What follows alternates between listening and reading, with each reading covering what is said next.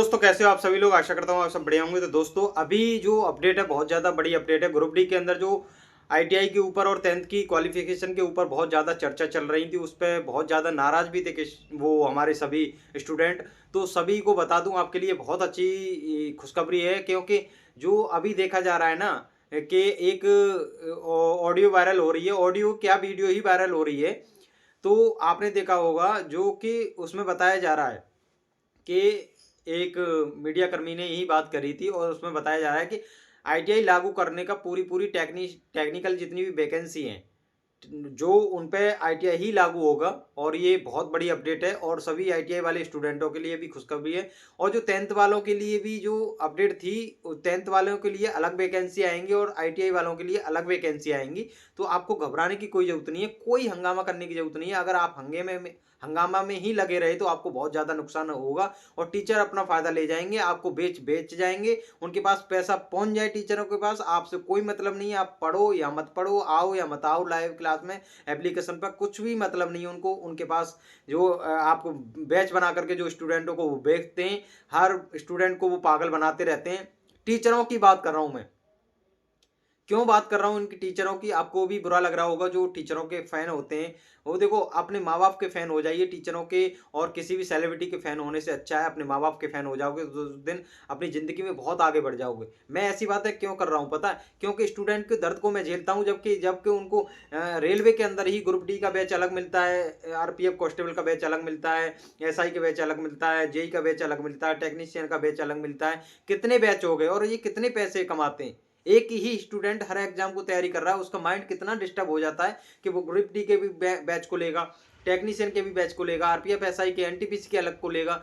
ये सब बैच लेकर के उसको क्लास तो लेनी पड़ेगी। जब बैच लिया है तो कुछ क्लास है वो वहां पे ले पाता है, कुछ क्लास है वो वहां लेता है। उसकी जिंदगी एकदम झंड हो जाती है, उसको पता ही नहीं चलता कि मुझे कितनी बुरी तरह लूटा गया है, और वो इस बात को समझ ही नहीं पाता।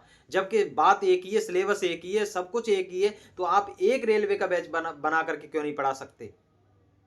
ऐसे ही एसएससी टीचरों का भी मैं बता दूंगा। देखो, किसी को भी बुरी लगे मेरी बात, और मैं अगर ये मेरी वीडियो वायरल भी हो जाएगी तो मुझे कोई गम नहीं है, और वो मुझे बुला भी लेंगे तो मैं वहां पर भी उनकी स्टेज पे जाकर के खुल करके कह दूंगा। क्योंकि आप लोगों को कोई शर्म नहीं रही है पैसे के प्रति। इतना भ्रष्टाचार चल रहा है ना टीचरों के अंदर भी, क्योंकि लूट मार इतनी मची पड़ी है, क्योंकि उनको समझ में ही नहीं आता। जब आप एसएससी के टीचर हो और आप एसएससी में ही पढ़ाना चाहते हो, तो क्यों रेलवे की क्लास दे रहे हो, क्यों पागल बना रहे हो रेलवे की क्लास देकर के हर स्टूडेंट को। आपको एसएससी से मतलब है ना, तो एसएससी में ही जुड़िए।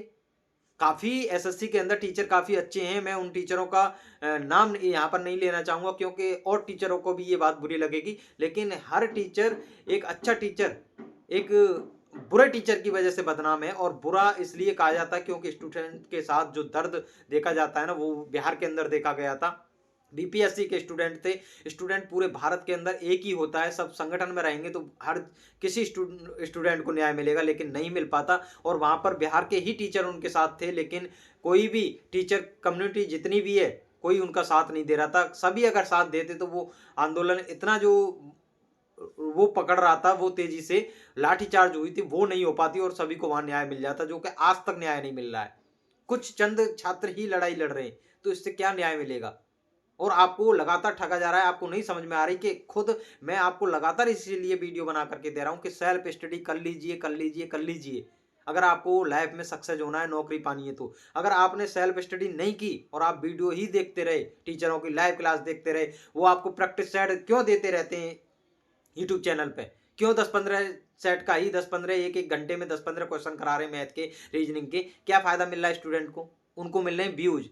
तो उनको तो क्लास चलानी ही है, और व्यूज से मिल लगता है पैसा, जो कि आपको नहीं समझ में आएगा। क्योंकि मैं यूट्यूब चैनल चला रहा था, एक मेरा मोनेटाइज हुआ था चैनल, तब मैंने देखा था कि किस हिसाब से पैसा बनता है यहाँ पर।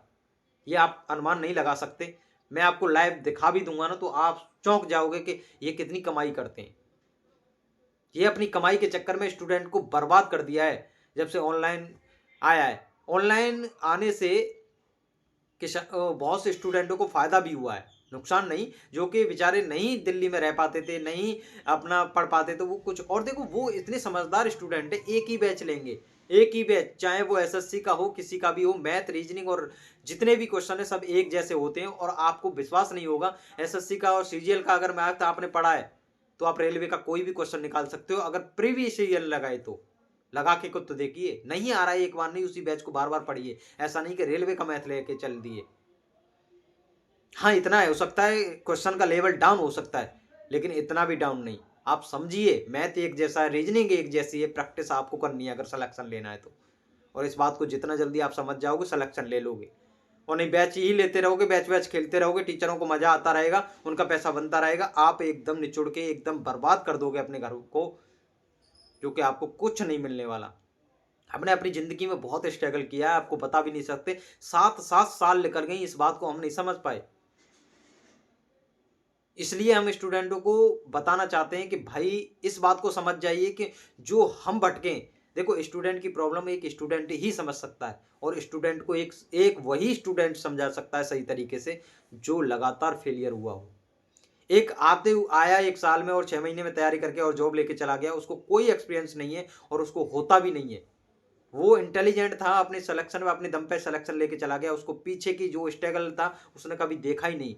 जो लगातार 2-2 4-4 साल सिलेक्शन नहीं होता है, बार-बार एग्जाम में फेल होते रहते हैं, उनको ये दर्द पता चलता है। और उनको जब पता चलता है कि क्या पढ़ना था, क्या छोड़ना था, जो कि हर स्टूडेंट को लाखों की संख्या में ये पता ही नहीं चल पाता, और वो आज इस दर्द से झेल रहे हैं, इस रास्ते से गुजर रहे हैं, जो कि उनको आज तक समझ में ही नहीं आया।